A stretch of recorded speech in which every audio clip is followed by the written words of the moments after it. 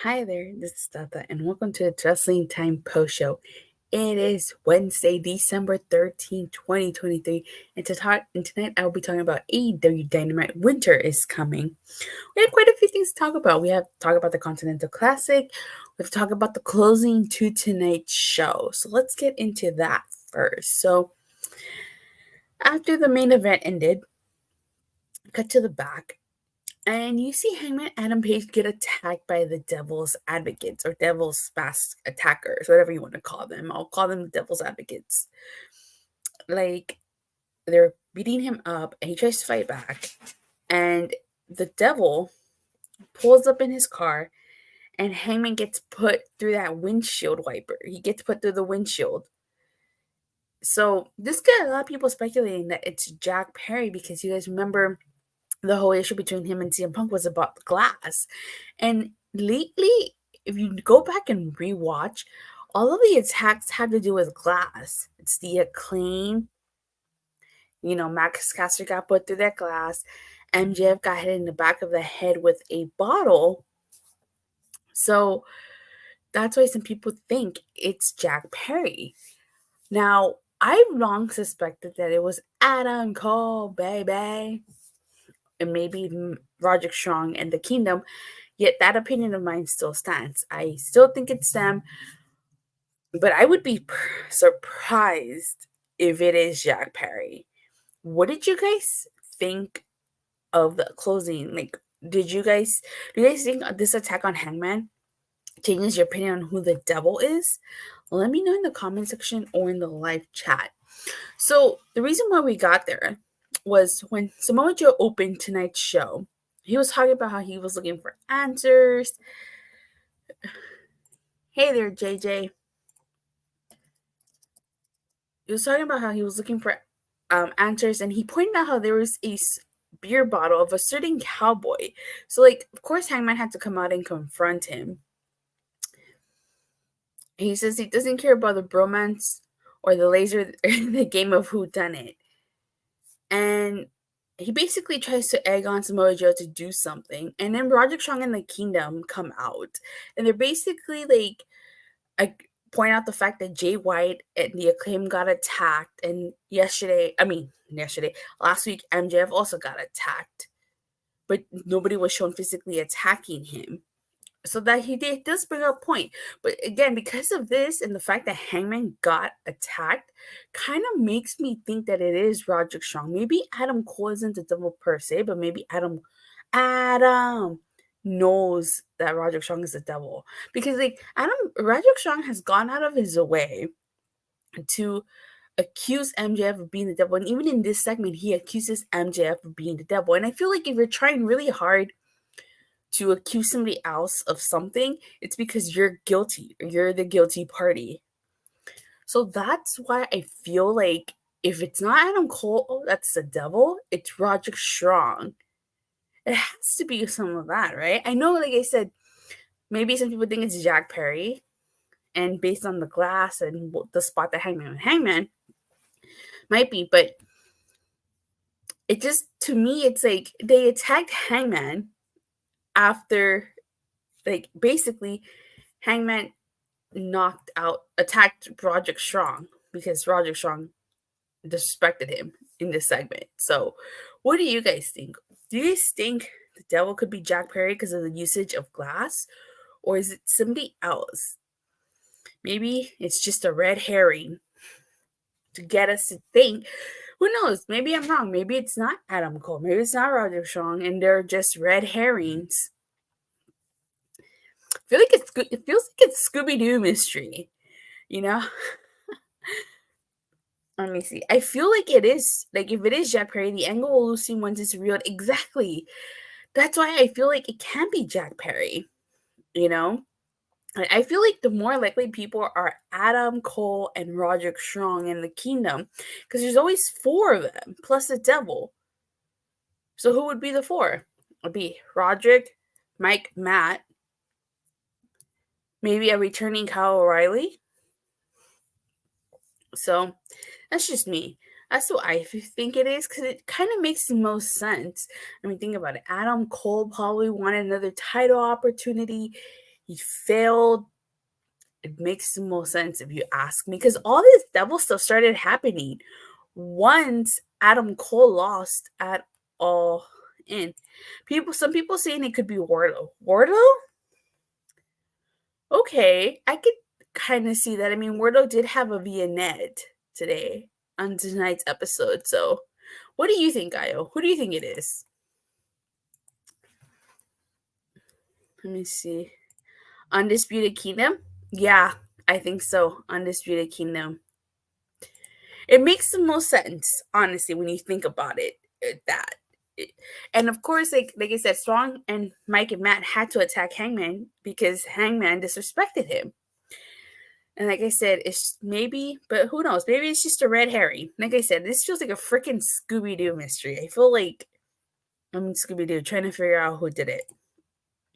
Wardlow's too big to be the devil. Yeah, that's true. I think Adam can walk, pulling her like, hello. That's what I thought too. I feel like even if Adam Cole baby really did kind of pull his hamstring or hurt himself, I don't think the injury was as serious as they made it out to be.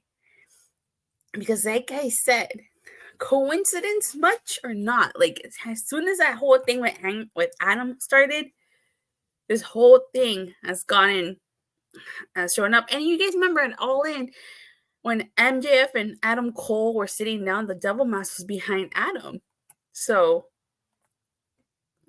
that's just me. All right, but we got to move on to the next segment, which is Hangman Adam Page versus Roderick Strong. And this, again, I guess this adds on to my earlier point. I mean, this was a really good match. I thought this was a great opening contest. I really like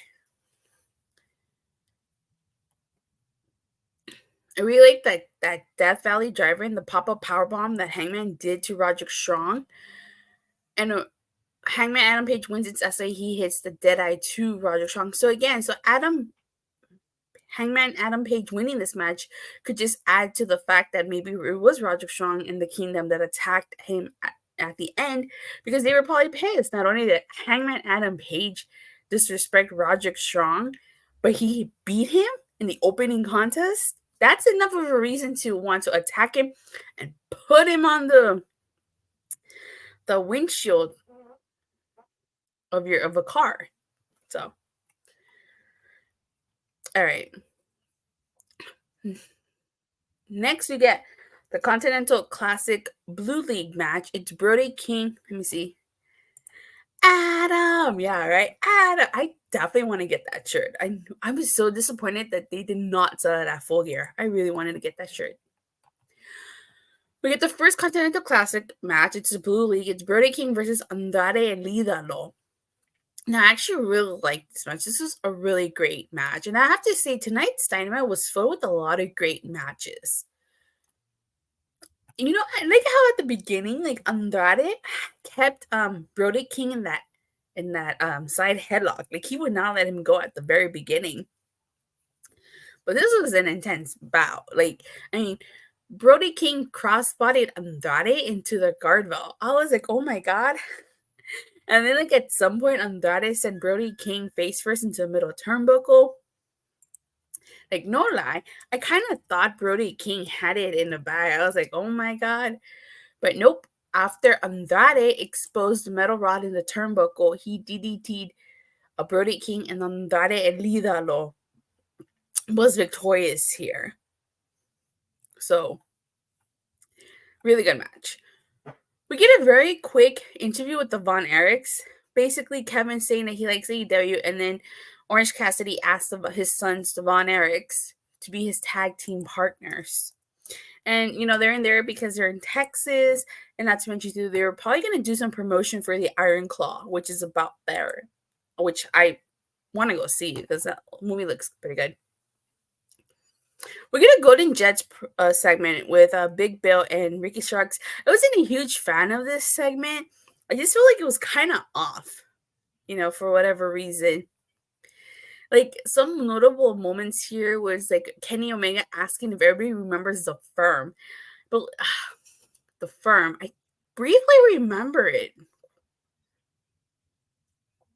and they dropped Enzo Amore, with Ricky Starks being called a better dressed and less charismatic version of Enzo Amore. I was like, oh my god.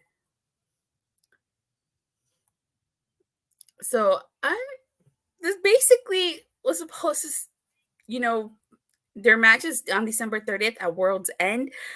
Very curious to see the Golden Jets walk out with the tag titles there. Not that I don't mind Kenny Omega.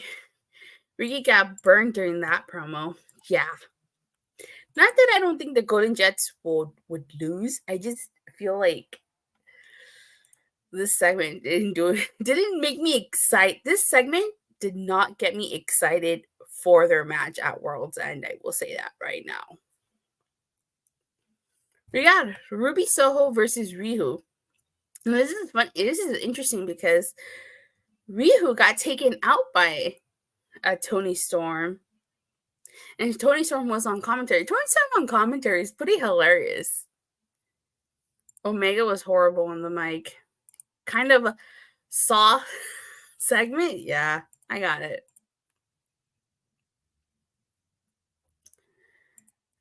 And my favorite part of Toni Storm being on commentary was when she was talking about how, like, she didn't think Ruby Soho was wrestling Riho because she kept saying how Ruby has green hair, but Ruby dyed her hair black. So Riho is victorious, which makes sense because she is gonna challenge Toni Storm eventually for that title, so she had to get the victory here. We get a quick Wardlow Vignette, and basically, like, he's talking about how he wants to make MJF pay. So I can kind of see why people think Wardlow is the devil, but like JJ pointed out, Wardlow's too big to be the devil. I don't think it's Wardlow.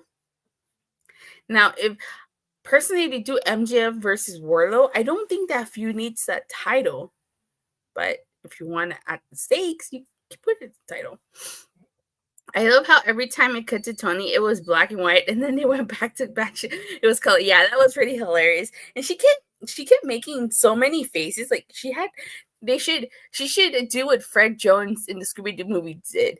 Do a book called Fred on Fred, the many faces of me. So it would be what Toni on Toni, the many faces of Toni Storm. It would be hilarious. Making a lot of Scooby Doo references. Forgive me. Next, we get the Continental Classic Gold Lead match at Toro Blanco Rouge versus Jay Lethal. This was a really good match, but damn, I felt for Jay Lethal because he lost this. Two of my favorite spots in this match were when Jay Lethal did the lethal combination, and then Rouge did the tranquilo pose in the middle of the ring. But yeah, Rouge was victorious. So, very good match. Like I said, tonight's Dynamite had a lot of great matches, so I'm not disappointed by the action tonight. And then we followed this up with the Continental Classic Gold League match, Jay White versus Mark Briscoe. Another good match. Jay White did win here after he hit the Blade Runner to Mark Briscoe. I knew Mark Briscoe was going to lose this one. I think it was pretty obvious Jay White was going to win that match. Let me see. Rouge is a star. Also, I think Lito might be done with the group. That's true because when he went up to Jeff Jarrett and like he seemed like disappointed, he didn't like even want to be, around them. It seemed. So the main event was the Continental Classic Gold Lead match, Swerve Strickland versus Jon Moxley. And I was looking forward to this match since they announced it. Them boys forever. Yes. And then the crowd was chanting them boys for Mark Briscoe. So I thought that was really sweet. The matches have been good, but way too predictable. That's my only problem with this tournament. I definitely understand where you're coming from. Although I will say the main event did deliver, and I was not expecting that the finish. So Swerve should have won. I agree. Swerve Strickland should have won. Okay. So Moxley kissed Swerve Strickland, and Swerve Strickland kissed him back. I was like, okay, what's going on here? Typical John Moxley fashion. He bit Swerve Strickland. I was like, oh my god, and he came in with the power driver. To add insult to injury, my favorite another spot that I liked in this match was when Swerve Strickland mocked John Moxley by using his stomps and the hammer Annabelle elbows that he does. I was like, oh my god. Where we agree, Swerve Strickland should have won. Yeah, exactly. He should have won. So John Moxley had to cheat to win this match. He countered the JML with a roll up, and then he had a handful of tights. Swerve Strickland's shoulder was up, ref. You messed up. So John Moxley won, and he flipped off the crowd. So now I kind of thought that this match was gonna have a time limit draw, and then we would revisit the match. I was not expecting John Moxley to beat Swerve Strickland. I was not expecting that. I kind of thought that if this match was going to have a winner and it wasn't going to be a draw, Swerve Strickland was going to win this, and he should have won. But based on the way this went, I kind of feel like they're going to meet again. This is not the end for them. And if that's the case, that's when Swerve Strickland should beat John Moxley. Honestly. So this is the standings. So goalie John Moxley's in first place with 12 points. Swerve Strickland is in second with 9. Well, he's tied with Jay White. And then Rush has 6 points. And since Andrade beat Brody King, he's got 9 points. So that's the end. That's how the standings in the Continental Classic were at the end of tonight. But this was a great main event. But I have a feeling we're going to revisit this match, and we're going to get a part 2. So, but they really should have saved this match for last. I thought this was going to be like the last match.